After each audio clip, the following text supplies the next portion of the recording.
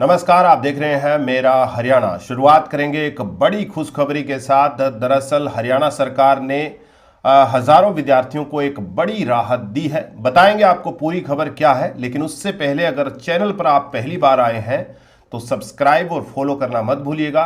साथ ही इस जानकारी को ज़्यादा से ज़्यादा ज़रूर शेयर कीजिएगा, लाइक कीजिएगा। अब आपको बताते हैं कि ये क्या है बड़ी खुशखबरी। दरअसल हरियाणा सरकार ने परिवार पहचान पत्र यानी पीपीपी से जुड़ी बड़ी समस्या का समाधान करते हुए हजारों विद्यार्थियों को राहत दे दी है। अब 1,80,000 से 3 लाख तक आय वाले एससी और बीसी परिवारों के छात्रों के लिए छात्रवृत्ति का रास्ता साफ हो गया है। सरकार ने नया प्रावधान लागू करते हुए साफ कर दिया है कि इस आय वर्ग के परिवारों की आय 2.5 लाख रुपए मानी जाएगी, जिससे वे छात्रवृत्ति योजनाओं के लिए पात्र हो सकेंगे। दरअसल अब तक सबसे बड़ी परेशानी यही थी कि परिवार पहचान पत्र में 2.5 लाख रुपए आय का कोई स्पष्ट प्रावधान नहीं था, जबकि अधिकांश छात्रवृत्ति योजनाओं के लिए आय सीमा 2.5 लाख रुपए तय है। ऐसे में 1,80,000 से ऊपर और 3 लाख तक आय वाले परिवारों के हजारों विद्यार्थी पात्र होते हुए भी योजना से बाहर रह जाते थे। अब सरकार ने इस तकनीकी खामी को दूर करते हुए सीधा समाधान निकाल दिया है। परिवार पहचान पत्र लागू होने के बाद राज्य की अधिकतर सरकारी योजनाएं इसी से लिंक कर दी गई थी, लेकिन इस सिस्टम की वजह से 1,80,000 से 3 लाख आय तक वाले एससी ओबीसी विद्यार्थियों को छात्रवृत्ति नहीं मिल पा रही थी।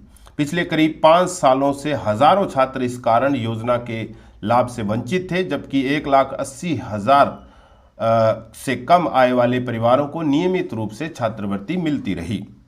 अब सरकार के इस फैसले के बाद उन छात्रों को भी राहत मिलेगी जो लंबे समय से छात्रवृत्ति के इंतजार में थे। यही निर्णय खासतौर पर आर्थिक रूप से कमजोर लेकिन सीमा से थोड़ा ऊपर आने वाले परिवारों के लिए भी बड़ी राहत माना जा रहा है। सरकार ने स्पष्ट किया है कि पात्र विद्यार्थी अब हर छात्रवृत्ति पोर्टल पर आवेदन कर सकते हैं। इसके लिए परिवार की आय का वैध प्रमाण पत्र होना जरूरी है। सरल पोर्टल पर जारी आय प्रमाण पत्र को ही छात्रवृत्ति योजनाओं के लिए मान्य माना जाएगा। जिन विद्यार्थियों ने पहले से सरल पोर्टल के जरिए आय प्रमाण पत्र बनवाया हुआ है, वे उसी दस्तावेज का उपयोग करते हुए नेशनल स्कॉलरशिप पोर्टल पर पोस्ट मैट्रिक छात्रवृत्ति यानी पीएमएस एससी और ओबीसी के लिए आवेदन कर सकते हैं। सरकार ने यह भी स्पष्ट किया है कि एनएसपी के लिए अलग से किसी नई श्रेणी की जरूरत नहीं है, मौजूदा प्रमाण पत्र ही वैध रहेगा।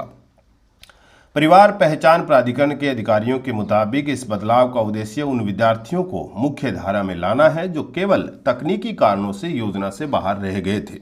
नई व्यवस्था लागू होने से अब 1,80,000 से 3 लाख आय वाले परिवारों के हजारों छात्रों को सीधा फायदा मिलेगा। सरकार का मानना है कि यह कदम सामाजिक रूप से पिछड़े और आर्थिक रूप से कमजोर वर्ग के विद्यार्थियों को शिक्षा के क्षेत्र में आगे बढ़ने का बेहतर मौका देगा और उनकी पढ़ाई में आर्थिक बाधाएं कम होगी। आप इस पर क्या मानते हैं? क्या सरकार को ये नियम जो है वो पहले से ही लागू कर देना चाहिए था? क्योंकि करीब 5 साल से जो है छात्रवृत्ति बच्चों की जो है वो अटकी हुई थी। अब जाके जो है वो कहीं ना कहीं रास्ता मिला है, तो सरकार को इसके ऊपर पहले से ही ध्यान देना चाहिए था।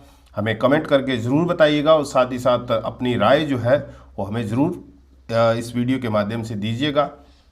नमस्कार।